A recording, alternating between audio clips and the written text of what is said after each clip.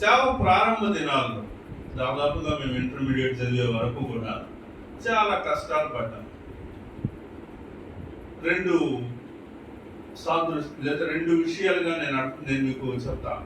ఒకటేంటంటే, మా అమ్మ మా నాన్న వాళ్ళు కష్టం పడుతున్నారు. ఆ టైంలో మేము కూడా కష్టం పడుతున్నాం.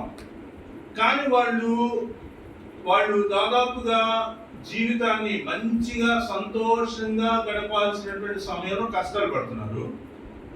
మేము చిన్నపిల్లలం. కష్టం అంటే ఏంటో నాకు పెద్దగా తెలియనటువంటి రోజు. ఆ కష్టం అనేటువంటిది దాటిపోయి మేము కాలేజీ డేస్కి వచ్చేటప్పటికి కొద్దిగా అన్ని కూడా పరిస్థితులన్నీ సర్దుమణిగి దేవుడు సమయానికి ఆహారం మాకు అందేలాగా ఆయన చేస్తూ వచ్చాడు. ఇక్కడ మనం అర్థం చేసుకోవాల్సిన క్రమం అదే అన్నమాట. నీకున్న విశ్వాసం కొద్దిదైనా పర్వాలా, దేవుడు నీకు ఇచ్చేటువంటి ఆదాయం, నెలసరి ఆదాయం కొద్దిగైనా పర్వాలేదు.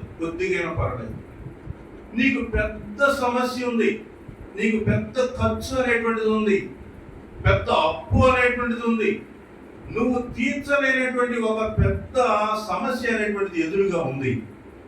కానీ నీ చేతిలో ఏముంది? నీ చేతిలో కొద్దిగా ఉంది. ఆ కొద్దిగను నీ దగ్గర ఉన్నటువంటి ఆ కొంచాన్ని ఎదురుగా ఉన్నటువంటి పరిస్థితిని చూస్తే అది ఎందుకు సరిపడనటువంటిది.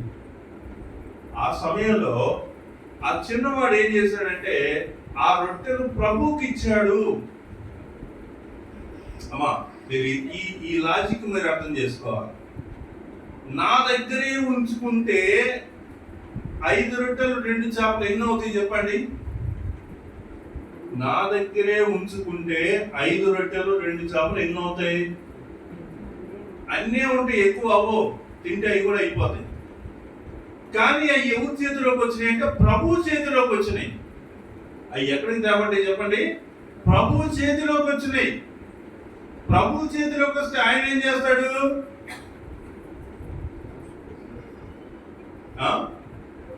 అదేదో ఒక కథ ఉంటుంది, కోతి బావ అని. ఒక ప్రభు అలా కోతిలాగా మోసం చేసేవో టైపా.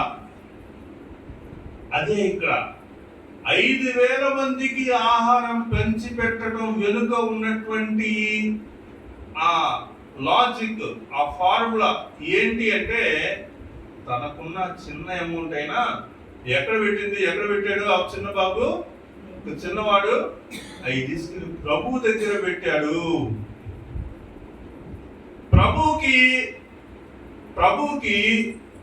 ప్రభు చెప్పినటువంటి మాటకి ఎదురు తిరిగేటువంటిది ఈ ప్రపంచంలో ఏమైనా ఉంటుందా? మనిషి తప్పితే ఇంక ఏది ఆయన యొక్క మాటను కాదు అనటానికి లేదన్న. ఒక ఉదాహరణ చెప్తాను నేను మీకు. ప్రభు వారు ఆ శిష్యులు రాత్రంతా వాళ్ళు వలలేసి చేపలు పట్టడానికి పోయారు. పాపం వాళ్ళకి ఒక చేప కూడా దొరకలా. అంతేకాదు, వాళ్ళ జీవితంలో ఎన్నడూ చూడనటువంటి గొప్ప చేపలు ప్రభు వారు ఏమన్న తర్వాత పట్టారు. అప్పుడు ప్రభు వారు చెప్పారు, చేపలు మీరు లోపలికి వెళ్ళి వలయండి అంటే పేతురు అన్నాడు ప్రభుతోటి, అయ్యా రాత్రంతా మేము అలసిపోయాము, ఇంకా మా వల్ల కాదు. సముద్రం గురించి నా చిన్నప్పటి నుంచి నేను చూస్తా ఉన్నా, ఎక్కడ చేపలు ఉంటాయో నాకు బాగా తెలుసు. నేను చేపేస్తే ఇక నేను వలేస్తే గ్యారెంటీ పడాల్సిందే, అంత ఖచ్చితంగా వేస్తా. ఇంకేం చెప్పేవాళ్ళు, నువ్వు వెళ్ళయా, రెస్ట్ తీసుకోయా అని అన్నాడు పేతురు. పేతురు ఏమన్నాడు, రాత్రంతా మేము కష్టపడ్డాం, మా వల్ల కాలేదు, అయినా నీ మాటను బట్టి మరలా వేస్తాం. అయినా నీ మాటను బట్టి. ఈ మాటను చూసారా? ఇదే విశ్వాసానికి పునాది, అభివృద్ధికి పునాది ఇదే. మనం వర్ధిల్లుతాము, దీవించబడతాము, ఆశీర్వదించబడతాము అని చెప్పడానికి ఈ చిన్నదే కారణం, ఈ చిన్న విషయమే కారణం అన్నమాట.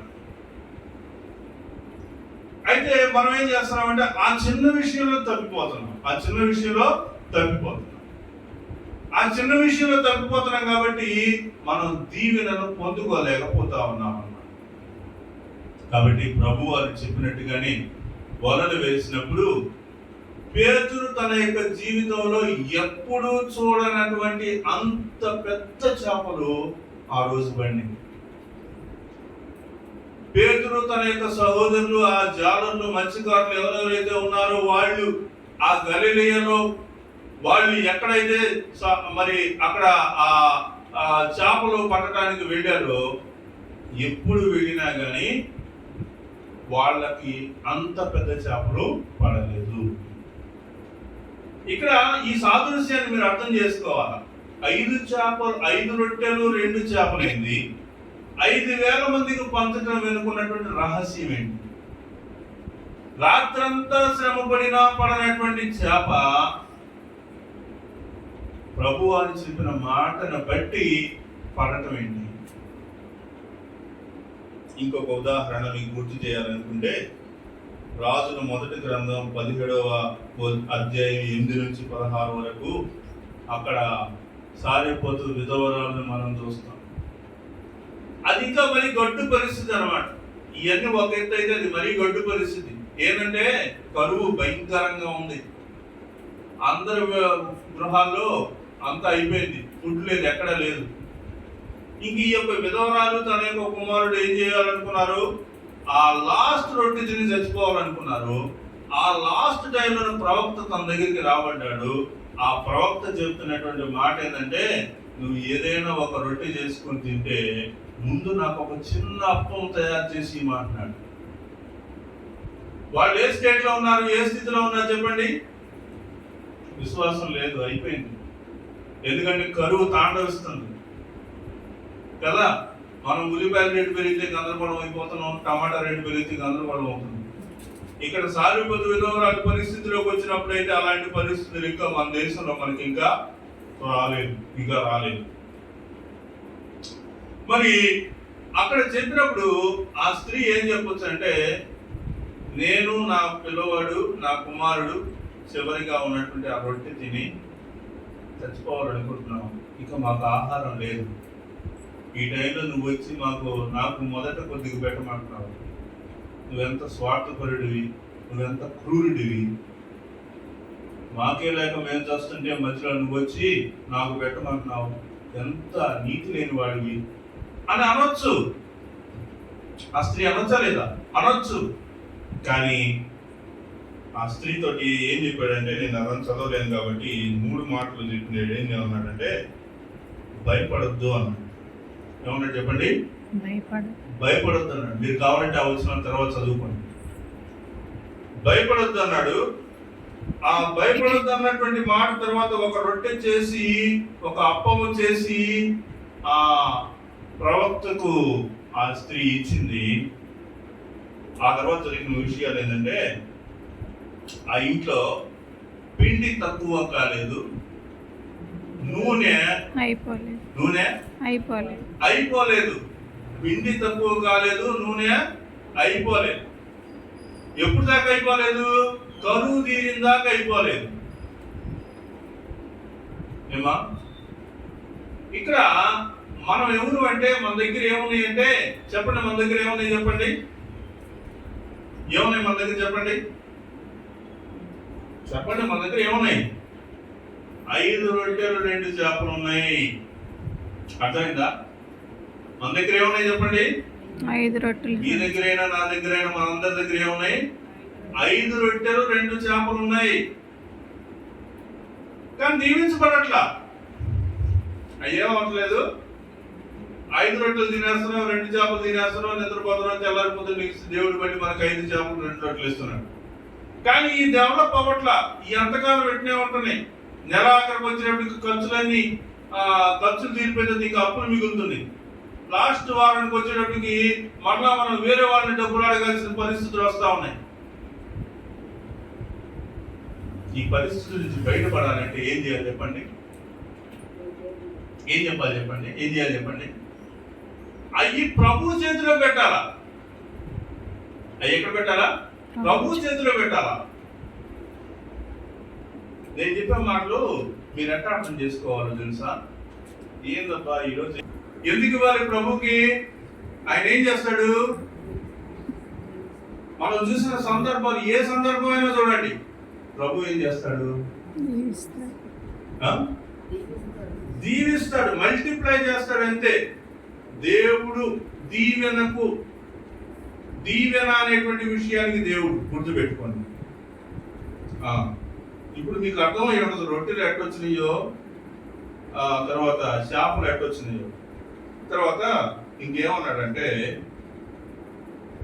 చివరికి వస్తా ఉన్నాం 12వ వచనం, వారు తృప్తిగా తినిన తర్వాత ఏమీ నష్టపడకుండా మిగిలిన ముక్కలు పోగు చేయడానికి తన శిష్యులతో చెప్పాను. ఎప్పుడండి చెప్పాడు? ఏమన్నాడు? వారు తృప్తిగా తినిన తర్వాత. గంపలోకి ఎంతమంది ప్రభు చెప్పాడు, ఇంక తినచ్చాలే తీ అని చెప్పేసి రొట్టెలు సగం లాక్కొని రాలా. 5,000 మంది పురుషులు కింద కూర్చున్నటువంటి వాళ్ళు, ఇంకా ఎక్కువ మంది ఎంతమంది ఉన్నారో మనకు తెలియదు. కాబట్టి వాళ్ళందరూ వారందరూ తృప్తిగా తినిన తర్వాత ఏమీ నష్టపడకుండా, నష్టమేమీ లేదు, కడుపు నిండిపోయింది, ఇంక చాలు బాబు అనే పరిస్థితి వచ్చిందాక మిగిలిన ముక్కలు పోగు చేయడం తన శిష్యులతో చెప్పారు. మిగిలినటువంటి ముక్కలు పోగు చేసేటువంటి పని ప్రభు శిష్యులకు పెట్టారు. కాబట్టి వారు భుజించిన తర్వాత వారి యొక్క మిగిలిన 5 యవల రొట్టెల ముక్కలు పోగు చేసి 12 గంపల నిండా ఎత్తిరి. 5 రొట్టెలను దీవిస్తే వాళ్ళందరూ తిన్న తర్వాత మిగిలినటువంటి అన్ని కూడా ఎత్తితే ఎన్ని వచ్చినాయి? 12 గంపలకు నిండా ఎత్తారన్న. ఇదన్నమాట మనకు కావాల్సినటువంటి దీవెన. అర్థమైందా? మొక్కలు అంటే ఏంటంటే చిల్లర అనమాట. మొక్కలు అంటే ఏంటి చెప్పండి? చిల్లర. ఇప్పుడు నువ్వు బయటికి వెళ్ళావు, పాల ప్యాకెట్ పంపిస్తున్నాడు, ఈ విషయం అంతటిని ఫిలిప్పుకు నేర్పిస్తున్నాడు. కాబట్టి ఆశీర్వదించబడేటువంటి క్రమాన్ని గురించి ఫిలిప్పుకు చెప్తున్నాడు. శిష్యులందరూ నేర్చుకుంటున్నారు. ఈ విషయం ఈరోజు మనం కూడా నేర్చుకుంటా ఉన్నాం. కాబట్టి ఇదన్నమాట విషయం. మనకున్నటువంటి విషయాలను, మనకున్నటువంటి సొమ్ము, మనకున్నటువంటి ఆస్తి పాస్తులు, మనకున్నటువంటి వాటిని మన దగ్గరే ఉంచుకోవటం వలన అది ఎవరికి ఉపయోగం లేదు. ఎప్పుడైతే నువ్వు దేవుని చేతిలో దాన్ని పెడతావో దేవుడు దాన్ని 100 దీవిస్తాడు. ఆ దీవెనని నేను మాటలో కాదు చెప్పేది, ఆ దీవెనని నువ్వు మాటలో కాదు చూసేది, క్రియల్లో చూస్తావు. ఎక్కడ చూస్తావు? క్రియల్లో చూస్తావు, నిజంగా చూస్తావు. మాట అంటే ఏదో దేవుని వాక్యం చెప్పాడులే కాదు, దేవుని వాక్యం అలా కాదు, నువ్వు క్రియల్లో దాన్ని చూస్తావు. అలాంటి కృప దేవుడు మనకు దయచేయను గాక.